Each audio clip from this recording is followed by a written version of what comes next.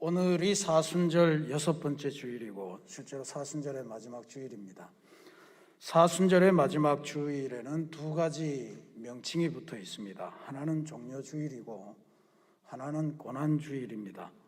똑같은 주일이고 똑같은 예수님의 행적을 따랐는데 어느 것을 취하느냐에 따라서 분위기가 굉장히 달라져서 한 주일 두 얼굴, 이 표현밖에 쓸 말이 없습니다.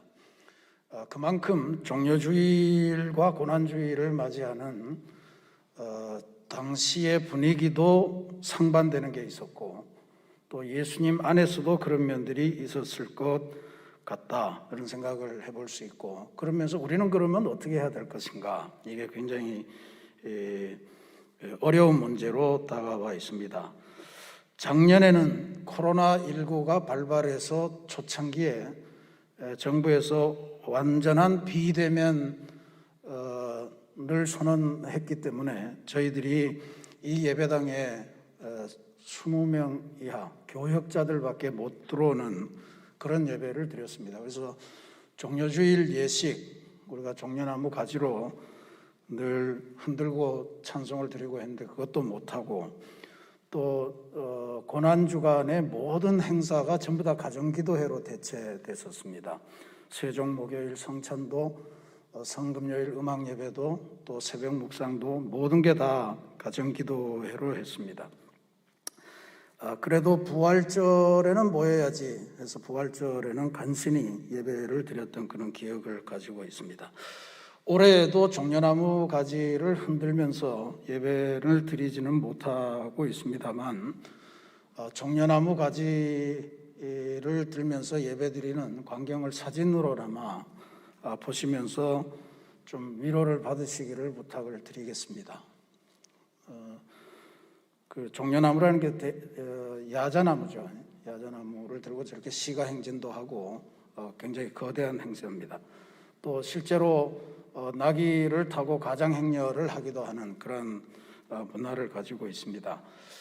실제로 종려주일은 예수님께서 예루살렘에 입성하시는 것을 기념하는데 그 날짜가, 그때가 유월절과 맞물렸기 때문에 저렇게 폭발적인 행사가 됐던 겁니다.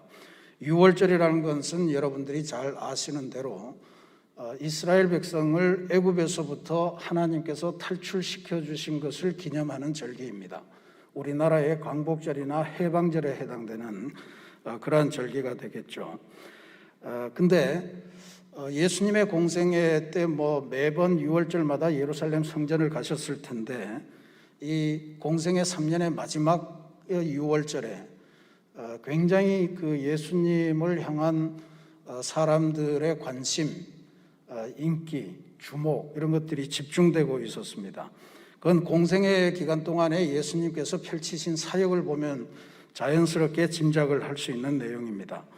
물로 포도주를 만들어서 혼인잔치를 새롭게 하면서 유대교의 시대가 끝나고 새로운 구원의 가르침이 시작이 됐다.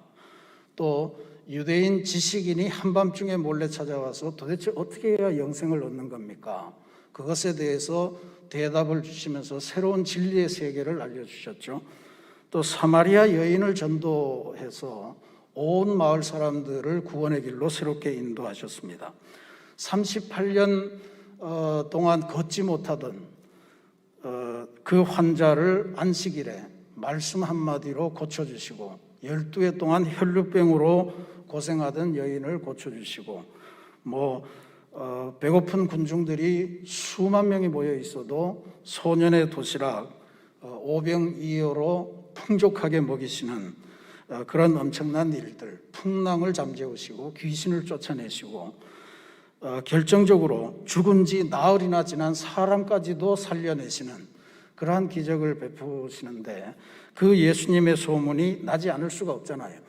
근데 어느 해 6월절인가는 그 예수님이 예루살렘으로 오신단다 하는 소문이 퍼져나갔고, 수많은 사람들이 이제 새로운 세상이 오나 보다, 이제는 로마 제국의 시대가 가나 보다, 헤롯의 시대가 가고 그리고 성전에 새 역사, 새 바람이 부는구나 해서 온통 기대하면서 예수님을 환호했습니다. 그래서 성경 공부를 했겠죠. 성경을 뒤져봤더니 나뭇가지를 꺾어서 메시아를 환호한다는 그러한 구절을 찾아냈을 테고, 그래서 주변에 있던 종려나무 가지를 꺾고 자기들의 옷을 벗어서 카펫을 만들고 그렇게 주님의 예루살렘 입성을 축하했던 것입니다. 이게 종려주일의 가장 중요한 면이고, 예수님께서 온 세상의 메시아 되심을 선포했는데 그것을 기념하는 주일이 종려주일이다.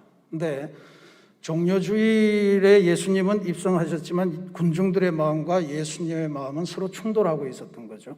예수님은 실제로 그 종려주일이 예수님이 준비를 하셨지만 고난주간이 시작되는 십자가 행진을 시작하는 날이다라고 하는 의미가 더 강했던 것 같습니다.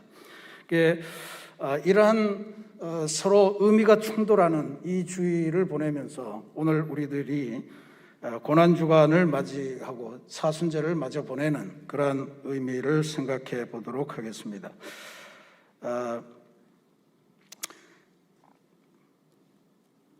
군중들이 예수님에게 환호하면서 예수님에게 걸었던 기대, 그것은 우리가 이미 짐작을 할 수 있고, 그 당시에 유대인 무장 독립 운동이나 이런 과정들을 통해서 보면 유대의 독립, 또 종교적인 독립 이런 것들을 충분히 짐작할 수 있는데, 그러면 예수님의 마음 안에는 충돌이 없었을까?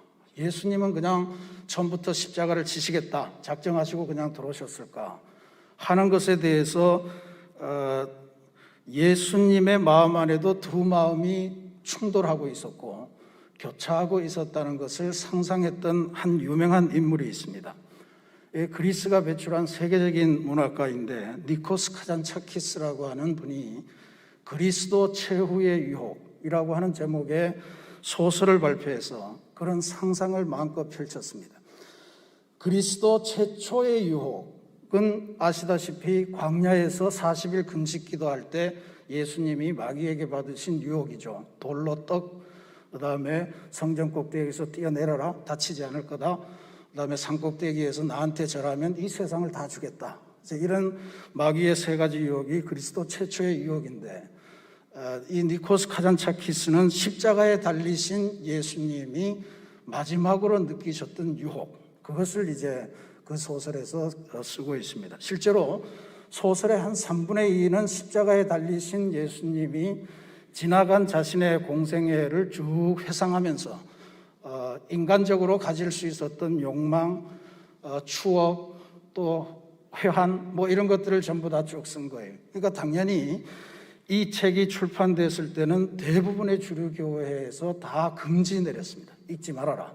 어떻게 예수님이 감히 그런 상상을 했겠냐. 예수님은 절대로 인간적인 고뇌 없이 바로 십자가를 당당하게 지셨을 거다. 이렇게 했던 거죠. 그런데 우리가 성경에서도 보면 겟세마네 동산에서 이거를 해요 말아요 이러면서 고민하면서 기도하시잖아요. 그래서 예루살렘에 들어가면서 예수님이 가지셨던 마음의 갈등, 예수님의 마음속에서 충돌하는 두 마음, 이런 것들을 이제 니코스 카잔차키스가 잘 묘사해 줍니다. 그 중에 특별히 종려주일에 환호하는 군중들 앞에선 예수님의 이야기도 그 안에 포함되어 있습니다. 군중들이 막 환호하고, 우리가 소설에 따르면 예수님은 손에 채찍을 드시고 옆에 있는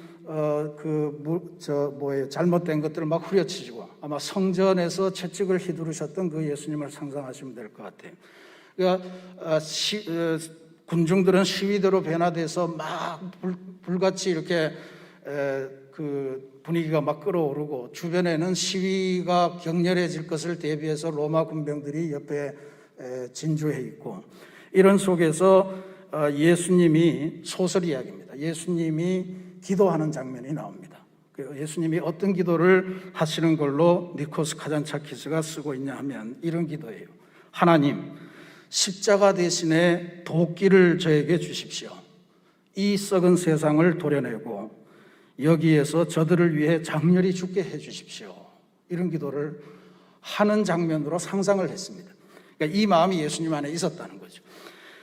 그러니까 군중들이 바라는 열망, 그것에 부응해서 그것을 이루면서 이 군중들의 열망을 받아서 내가 이 기회에 이 민족의 새로운 과업을 이루는 큰 영웅이 되게 되는 기회가 되어야 되지 않겠는가, 이런 마음이 있었다는 예수님께서 받으신 일종의 유혹을 상상한 것이었습니다.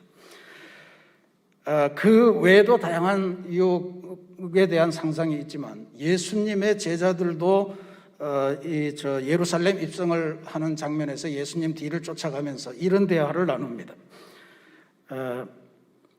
다가올 새 세상에 대한 자신들의 소망이죠. 양치기 목동으로 알려진 나다나엘이 이런 이야기를 해요. 나는 그날이 오면 많은 양들을 달라고 해야 되겠어. 지금 내가 기르던 그 양들은 어디 가서 뭘 하고 있을까? 그러면서 거대한 목장을 이룰 꿈을 꾸는 장면을 상상을 합니다. 또 다른 제자는 나는 예루살렘 성전에서 로마의 간섭 없이 순결한 예배를 드리고 싶어. 로마 군인도 없고 로마 깃발도 없는 그런 예배당 말이야. 이러면서 뭔가 민족적인 그리고 하나님 앞에 순수한 신앙적인 결심을 하는 사람도 있습니다. 또 다른 제자는 이렇게 말해요. 나는 그 무엇보다도 우리 선생님과 함께라면 무엇이라도 상관없어. 단 하나 십자가만 지지 말라 그러면 돼. 뭐 이런 이야기도 합니다. 그러니까 십자가는 안 돼 라고 하는 제자들이 갖고 있는 어떤 바람, 이런 것들을 상상하는 그러한 장면이 나옵니다. 그러니까 예수님께서 겟세마네 동산에서 이 잔을 할 수만 있으면 제게서 피하게 해주십시오 했던 것을 상상한 것이라고 보고 그 자체가 나쁜 것이라고 보지는 않습니다.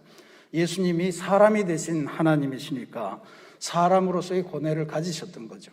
근데 성경의 기록을 따르면 이제 이 모든 예수님 마음속에 갈등과 충돌, 이것을 다 정리하신 양 예수님께서는 어린 나귀를 선택하셨다, 그렇게 되어 있습니다.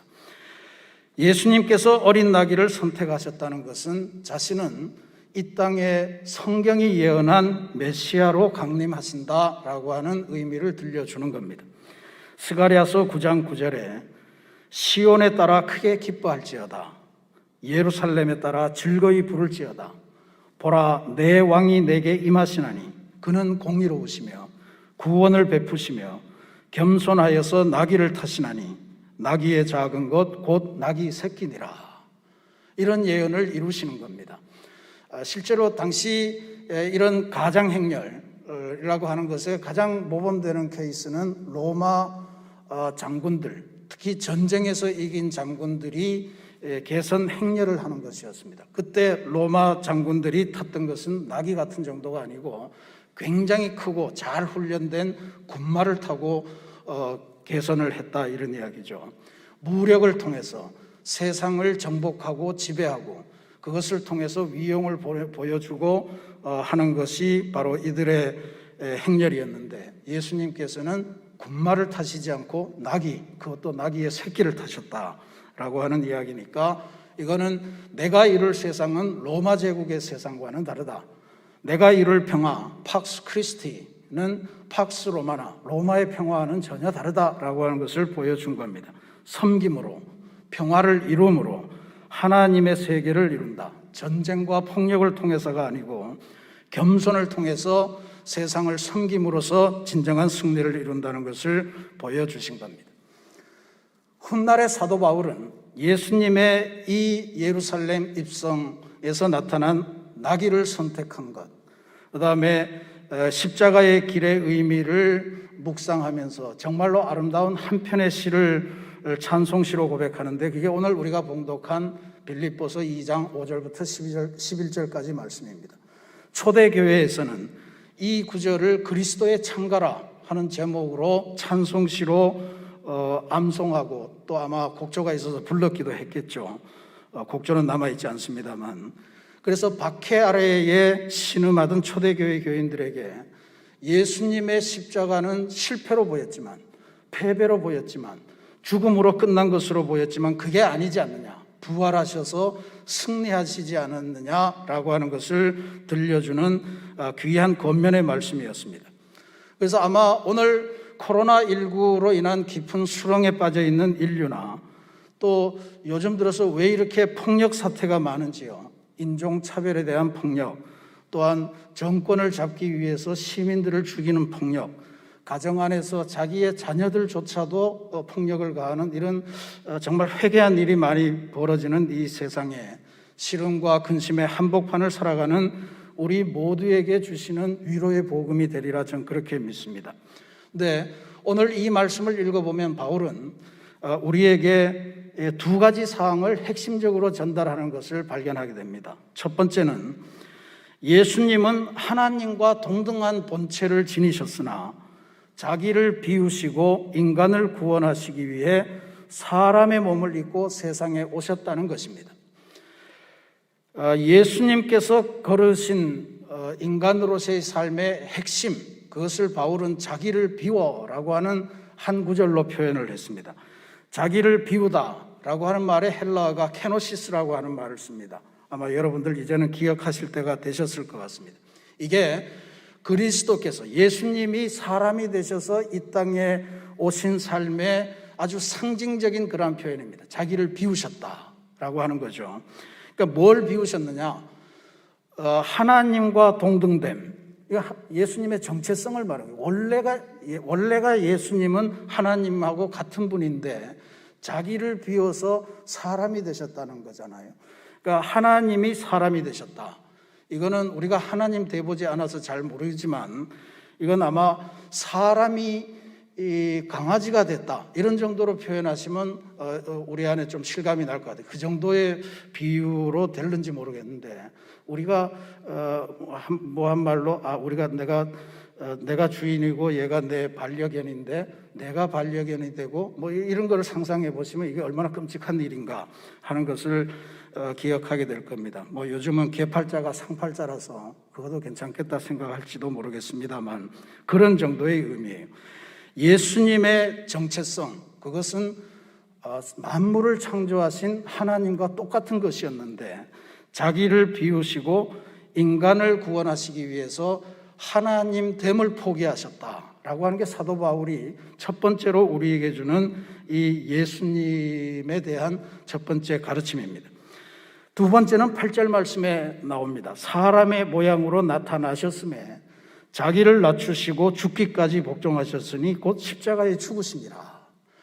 사람이 되시기 위해서 비운 것에 만족하지 않고 그냥 비우고서 사람이 돼서 그냥 보여주신 것이 아니고 이게 인류의 구원을 위해서 십자가에 죽는 죽음까지도 복종을 하신 것이 그 다음에 중요하다 이런 이야기입니다. 십자가 처형은 로마 제국의 처형 방식으로는 가장 잔인하고 가장 저열한 그런 처형 방식입니다. 로마 시민의 경우에는 반역의 죄가 아니면 이것은 십자가에 처형하는 법이 없었습니다. 노예들이나 혹은 반역죄를 범한 사람들, 이런 사람들은 했고 이국의 사람들은 죄를 범하면 주로 십자가를 달았다, 이제 이런 이야기죠. 그리고 십자가형을 받은 사람은 자기가 매달려 죽을 십자가를 지고 그것을 사람들이 보는 앞을 지나가서 형장까지 끌고 가야 되는, 메고 가야 되는 그러한 것까지 포함이 됐습니다. 그러니까 십자가 사람이 달리는 거니까 얼마나 무겁겠어요. 무거운 거를 지고 가는 것도 고난이고, 근데 사람들이 그걸 저놈이 아주 추악한 죄인이로구나 이러면서 놀리고 때리고 침뱉고 뭐 온갖 수모를 주는 그 길을 견디면서 가야 된다. 그러니까 고난과 수모가 병합된 그러한 치욕적인 형벌이었습니다.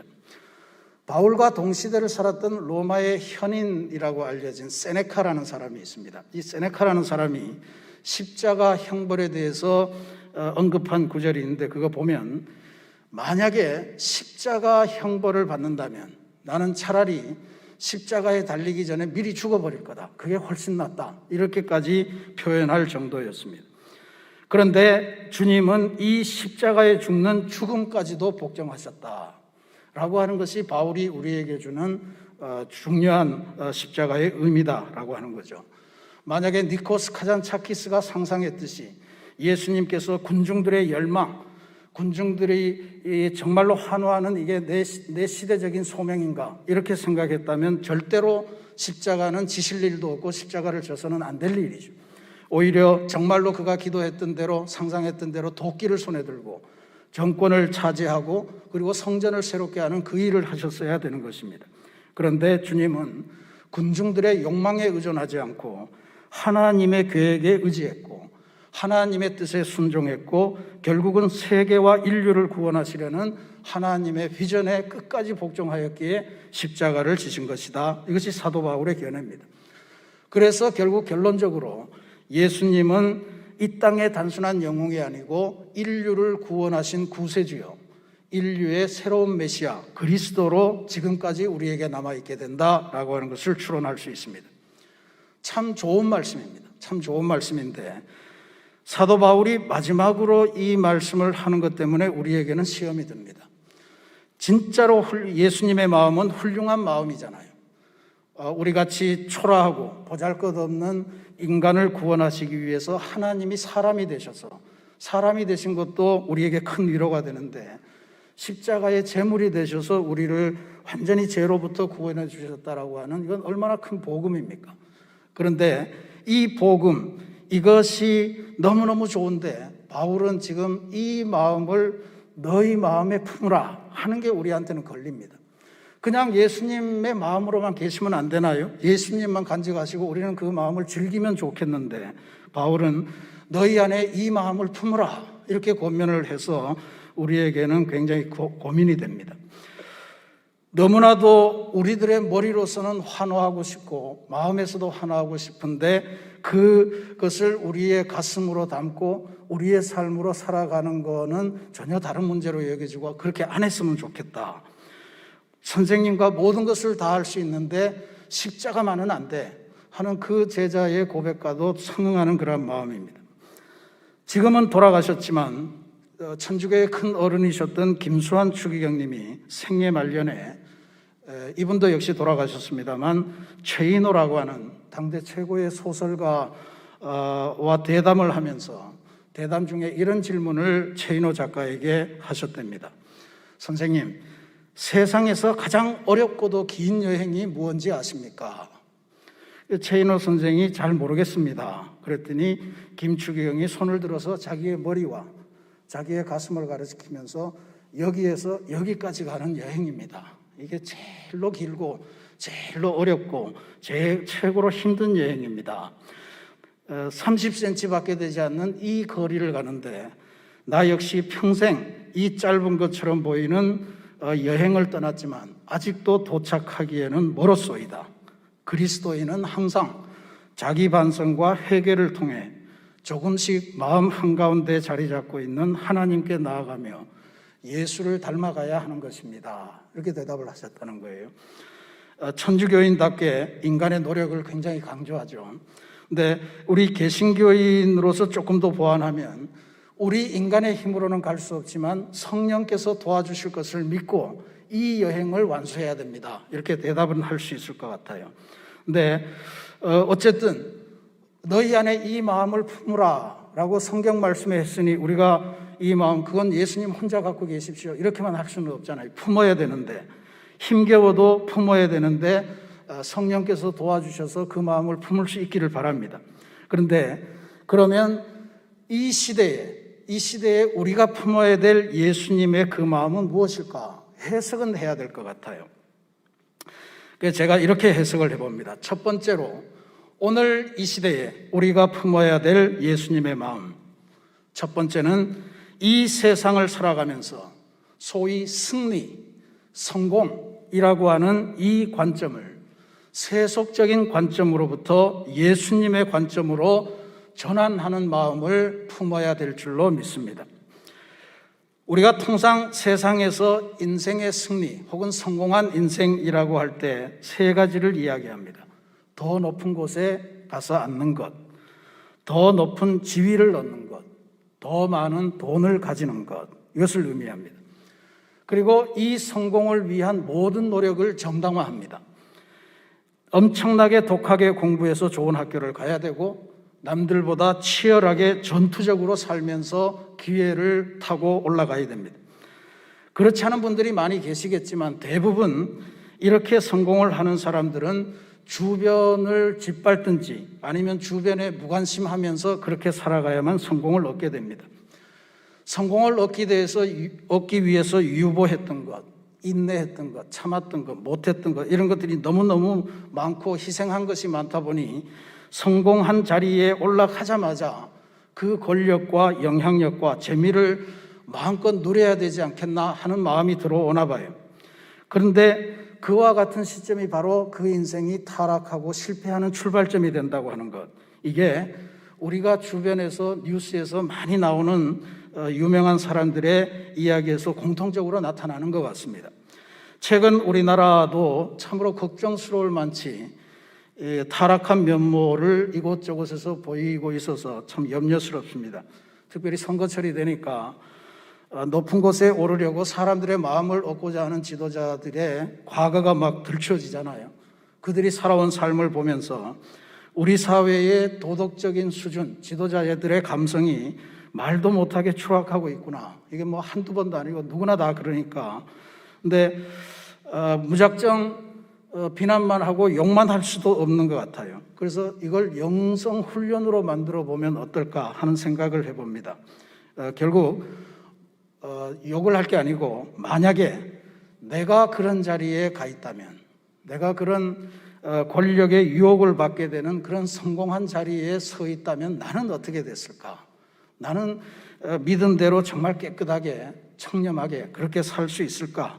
나도 똑같은데 지금 그 자리에 못 갔기 때문에 질시하는 마음에 이런 이야기를 하는 건 아닐까? 뭐 이런 생각을 하면서 예수님의 마음을 우리 마음에 품으라 라고 하는 이 훈련을 하는 것이 중요할 것 같습니다.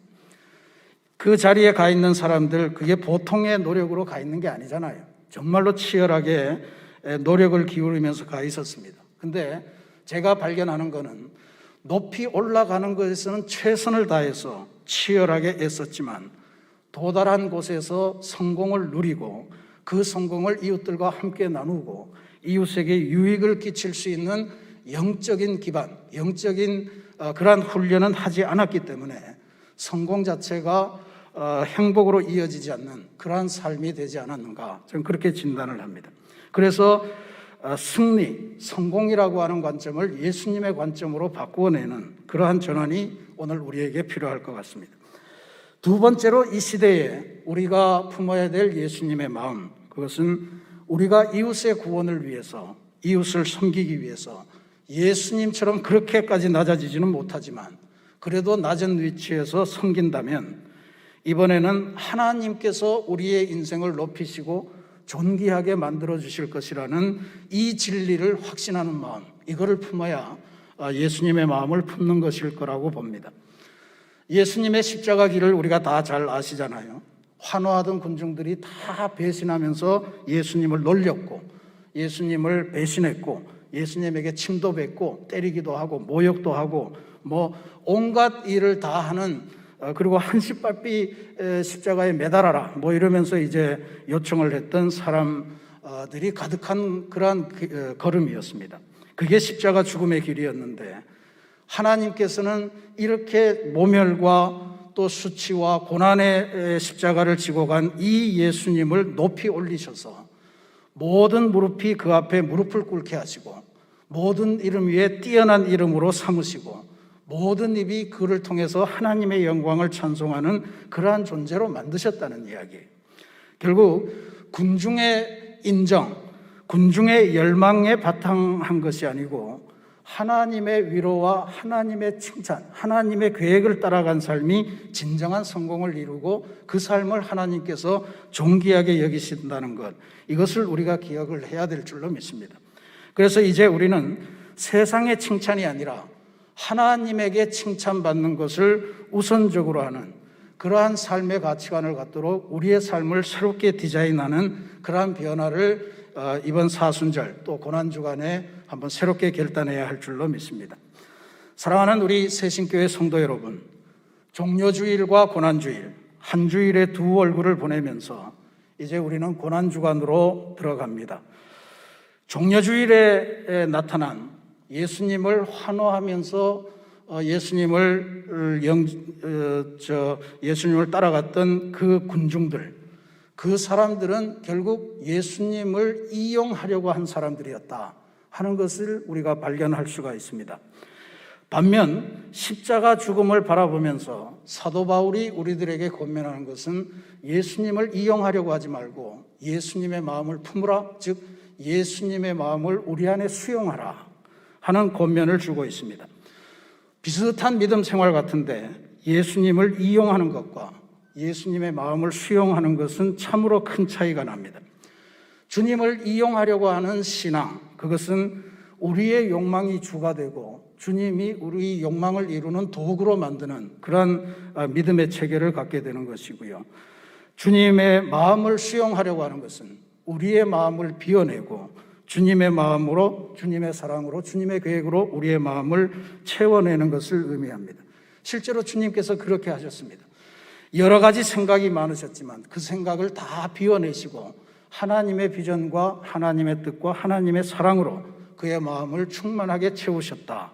그래서 주님의 빈 마음, 케노시스, 이것이 오늘 우리들에게 정말로 소중하고, 이번 고난주간을 보내면서 케노시스, 이 단어를 여러분 마음속에 충만하게 채우시기를 부탁을 드리겠습니다. 세상에서 궁극적으로 승리한 것은 욕망으로 충만한 마음들이 얻은 것이 아니고 예수님의 빈 마음이 궁극적인 승리를 얻었다는 것을 성경이 증언합니다. 그래서 사도 바울은 승리하는 인생의 비결을 너희 안에 이 마음을 품으라, 곧 그리스도 예수의 마음이니 라고 하는 말로 요약을 해준 것이라 믿습니다. 예수님의 빈 마음, 하나님께 전적으로 순종하는 마음, 하나님의 계획, 하나님의 사랑, 하나님의 뜻, 하나님의 비전으로 충만해 있는 그러한 마음의 주인공들이 되시기를 부탁드립니다. 주님의 빈 마음을 우리가 수용하면 우리의 마음에서도 욕망 대신에 하나님의 뜻이 조금씩 채워가리라 믿습니다. 그래서 우리는 세상에서는 손해를 보는 것 같고 또는 세상에서는 실패하는 것 같고 세상 사람들이 우습게 보는 것 같지만 하나님께서 우리의 인생을 높이 들어서 모든 존재들 위해 우뚝 서고 참으로 가치 있는 인생, 행복한 인생, 하나님께 칭찬받는 인생으로 만들어주시는 그러한 감동을 맛보게 될 줄로 믿습니다. 빈 예수의 마음, 그것이 세계를 구원하는 구원의 은총이 됨을 기억하시고 이 예수님의 마음을 우리 안에 품고 수용하시면서 하나님께서 높여주시는 위대한 그리스도인으로 변화하고 성숙해가는 은총의 고난주간 맞으시기를 주님의 이름으로 축원합니다. 같이 기도하겠습니다.